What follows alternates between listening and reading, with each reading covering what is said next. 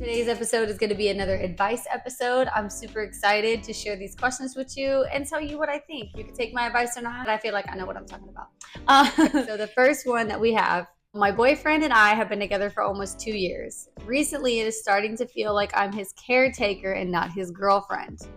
I'm an extremely loving person, but it feels like I'm starting to get taken advantage of. We're both 25 and we're both work full-time jobs. On top of that, I make his breakfast, lunch, and dinner every single day. I do all of the cooking and cleaning. I do the grocery shopping, you name it. I do it.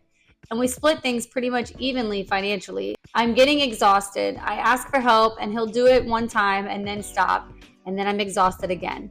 I just want him to do something sweet for me for once. I know that I don't want a life like this forever, and it's easy to just say leave, but recently we went through a miscarriage and he was honestly pretty unsupportive through everything. And I mean, this only happened 3 weeks ago. I lost my closest person, my rock, my mom, to cancer about a year ago. And I feel like the only reason I stay is because I'm scared of losing someone else that I love. Do you have any advice? Well, until you dropped all the loss on me, I had what I was going to say, and now that kind of just threw me for a loop a little bit. Everyone grieves in their own way, so it's kind of hard to give advice when it comes to that because there's just all around grieving in general, like when it talks about losing your mom, and then there's trauma bond grieving when you're dealing with like the miscarriage with him and the fact that he wasn't supportive. I know that that can be discouraging, and I'm definitely not giving him any excuse, but I do think that because everyone grieves differently, it is hard to kind of know, was he just being unsupportive because he's grieving himself and he doesn't know quite how to deal with this and how to also deal with his grief on top of being supportive?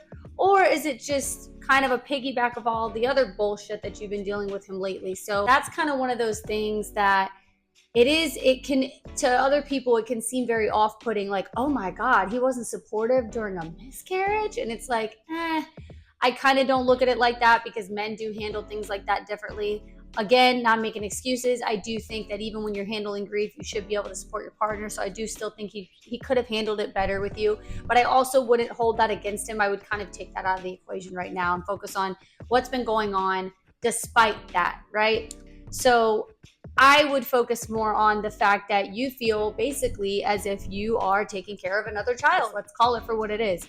And I would say if you were a stay-at-home girlfriend, wife, mother, then I would understand maybe a little bit more of you pulling more weight at home. But the fact that you both work 2 full-time jobs, I mean, come on.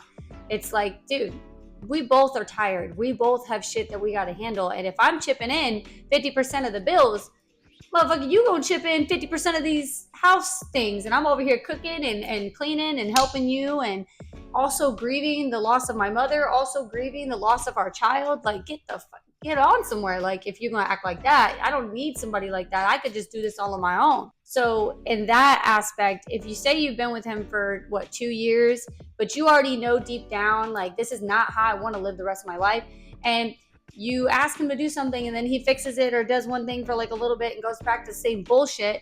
I've seen that happen in friends that I have, in the relationships that they have. And guess what? Years down the road, they're still fucking miserable. I just don't think that it's either one, he's going through something and he needs to snap the fuck out of it and he needs a reality check before he loses a really good woman, or this is what he does in relationships and now you're finally seeing who he is. And that's why they say, like, you got to date someone for a while, you got to live with them for a while, you got to do all these things before you get married, because you really learn a lot about a person. With him, it kind of seems like, yeah, he has a lot of growing up to do. Like, I don't personally think he's ready for a long-term relationship. Damn sure not a marriage. I would sit down and I would have a real, like, solid, stern heart-to-heart with him, like, lay it all out and be like, if the tables were turned and this was you, would you want to stay with me? Probably fucking not. So I would just let him know. I would say, hey, I think this was a good run, but until I see some like thorough change, I am starting to make moves on separating so we can go our separate ways. And if you really want this, you're going to have to show me that you're consistently going to change. Because after 2 years, I mean, this should be like a routine. This should be an everyday, like you just know. And there's going to be times where your partner is going to give you 20 and you're doing the other 80. And then there's times where your partner is going to give you 50-50. And then there's times where you both are going to be 100. That's understandable. But if it's for a long period of time and he's just kind of got complacent, guess what? If you don't stand up for yourself and you don't set those boundaries, he's going to just think that that's okay. And he's just going to continue to walk all over you. And he's going to think that, oh, this is a pretty sweet deal I got going on here, you know? So I wouldn't let it go for much longer. I do understand not wanting to leave right away because you don't want to lose and go through another grief. I actually personally would not recommend leaving right away. Some people might tell you like, you need to just get the fuck out of there, blah, blah, blah, blah, blah. No, I would give it a couple more months. I would just, because you're still grieving, and I think you should at least give him time, like talk to him a little bit and see if he can meet you halfway. Maybe he's just been going through some stagnant time mentally, but again, he needs to open up to you about that. But either or, at least give him a little time to prove to you if you do have that conversation with him. And, I wish the best for you guys, and I hope that it works out. But if not, that's totally fine. And you definitely dodged a bullet, because you don't need to be basically taking care of another kid. You need to have a grown man in your corner who's going to be supportive and help you just at basic adulting. So anyways, that's my advice on that one. I hope that you figure out what you need. Let's get to the next one. My BF is very particular about how things are kept around the house. The kitchen counter has to be completely clear, and he moves my keys when they are on the counter. The sink has to be clean, dishes done right after dinner. The closet door must be shut, amongst other things. On his dresser, I keep 1 pair of earrings, 2 necklaces, 1 ring, and a bracelet. He says that I should get my own jewelry box because he doesn't like my jewelry there. He said none of his other girlfriends left their jewelry on his items, and that we should have a separate area for it. We got in a fight about it last night. So, I'm gonna be honest, girly. I'm gonna be honest. I think you're kind of whining about stupid shit. And I hate to say it like that, but when you look at the dating nowadays, and you look at long-term marriage and relationships and all these issues that people have, and all these things you have to work through, and all these things that you have to over time accept about your partner and stuff like that, the different versions of them, the little things that could be annoying but you still love it, this isn't really a big ask, you know what I mean? Like, it honestly seems like he's got a mild I cannot fucking talk today. It almost seems like he has a mild form of OCD. And to not like clutter, and to like things clean, and like things cleared off and stuff like that, organized, I don't think it's a big ask. You only have a few things here and there, but to him in his brain, he's looking at it as clutter. So he's like, okay, well, get your own, put it in there so that it's not like being cluttered with my stuff. Like it's something almost that I feel like he can't mentally help, and it's not even that big of a deal, to be honest. So I think, yeah, in this situation, girl, you gotta pick and choose your battles. And if this is the only thing that irritates you about this man, and this is why y'all fighting, girl, suck it the fuck up. At least he ain't cheating on your ass. At least he's not hitting you. At least he's not lying to you. At least he's not stealing your money.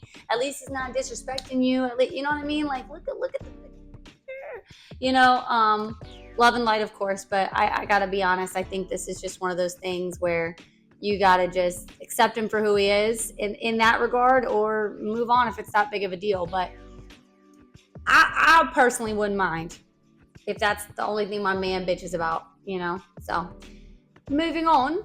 Met a man on an app. We spoke for 4 weeks before meeting. We met, had 2 dates in 2 days, and while we had great chemistry as friends, neither of us felt anything romantic. He was respectful and actually was the one who brought up the lack of romantic feelings. We spoke on the phone for 3 hours after that, just as we had before. No awkwardness, and I was absolutely okay with just having a great new friend. The next day, no call, no text. I gave it a week, and now I am wondering if I lost a cool friend because it wasn't romantic, or if one of us was supposed to message first and break the ice after an awkward shift in dynamics.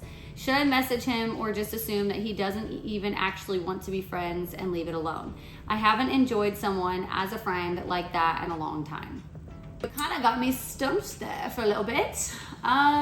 This is a tricky one, to be honest, because yeah, this is tricky. I mean, if you guys agreed to be friends, right? Let's be honest. If you don't really know each other that well yet, then you wouldn't talk every day. I mean, I got best friends I don't even talk to every day. Yeah, so I that could be part of it. Like, okay, you guys had a great conversation. God, my jeans are ripping into me. You had a great conversation, and then, you know, he feels like, okay, like, cool, I'll talk to her when I talk to her, you know, whatever.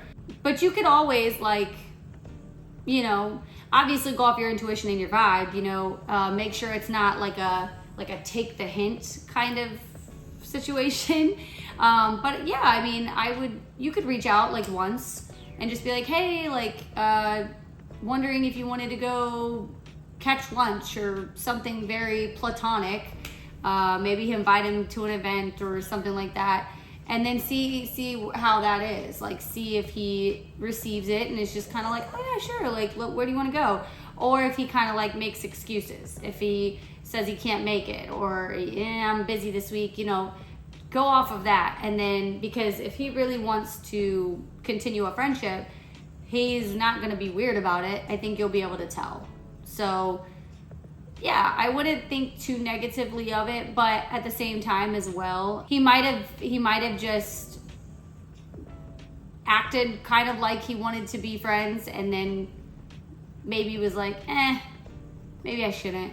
Like, because a lot of people depending on your guys' age, I don't know how old you are, but you get to a point where you're like, I don't really need new friends. You know, I'm dating, and if we're not dating and I just don't feel it, then there's no hate, no beef or nothing like that. But like, I'll see you when I see you. I'll talk to you when I talk to you. But like, this isn't going to be like a regular close friendship, you know? So, and you can't really be like offended. It just kind of is what it is. It's life. So, but you could also just, you know, when you reach out to him, tell him what you said. Just be like, you know, I really haven't enjoyed someone like this as a friend in a really long time. So like, I hope that we can continue a friendship. But like, if not, that's okay, you know? No hard feelings, but that's how I feel about it. Okay, last one for this episode. Do you end the relationship if they are emotionally unavailable? I have had poor communication in the past, so I decided to approach it with, here's what I need. I know that we all grow up different, so everyone has different emotional capacities. We've been together 9 months, and I just don't think it's in him to be affectionate. He's grown up a lot from his past, so I am super proud of him for that. But I'm not getting any younger, and maybe I'm being irrational, but thoughts, please be courteous, as this is a really stressful situation already. 9 months, that's a long time. You say that he's grown up a lot from his past. With it being 9 months, he's grown, but just because he's grown does not mean that he's necessarily grown into the person that you need him to be for you. So he may have grown into a better version of himself, but maybe he grew into a better version of himself to be with somebody else, you know? So if you guys are just, 9 months, that's almost a year. If you're still battling with simple things as communication and being affectionate, like that's a big thing in relationships. Communication is top 3 most important things.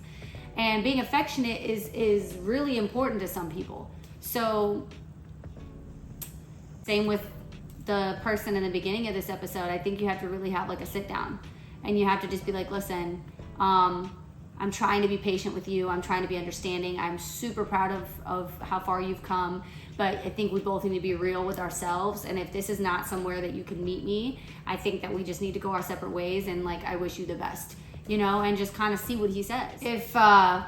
If he, you know, says, no, like, you're my everything, and I love you, and I want to be there for you, and I really want to work on this, you know, maybe he can try therapy, or you both could try therapy or something. But you also don't want to make someone feel like who they are. Like, for instance, my dad's not a very affectionate person. the recent guy that I was talking to, he was amazing. I mean, I was head over heels for that motherfucker. Even though we didn't work out, like, he was amazing. But he wasn't really affectionate. And I was okay with it. I was like, he shows how he cares in other ways. So, like, it didn't really bother me. And then, you know, with my dad, I mean, I love my dad to death, but, like, I know he's not an affectionate person. So I know that whoever the hell he's with is going to just have to accept that about him. Because some people, it makes them feel uncomfortable, or some people, it's just not naturally a thing that they crave and that they can show. And it actually, you know, you don't want to make someone feel like they're not good enough because they're not doing what you crave or want them to do.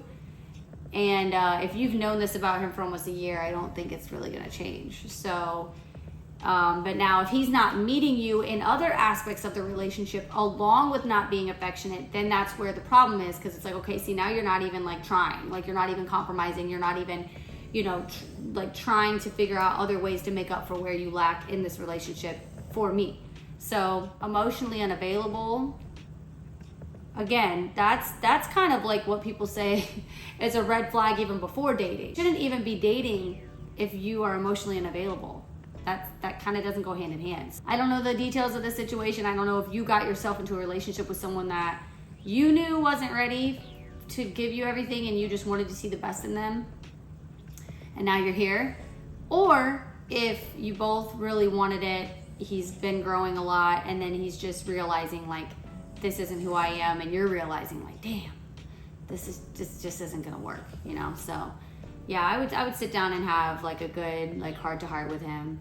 And sometimes you're with someone for a season and you both help inspire each other to be better for somebody else. So that's just a part of life. So that's all I have to say about that one. I think I will wrap up this episode. I hope you enjoyed. I hope some of these questions helped you if you're going through something similar.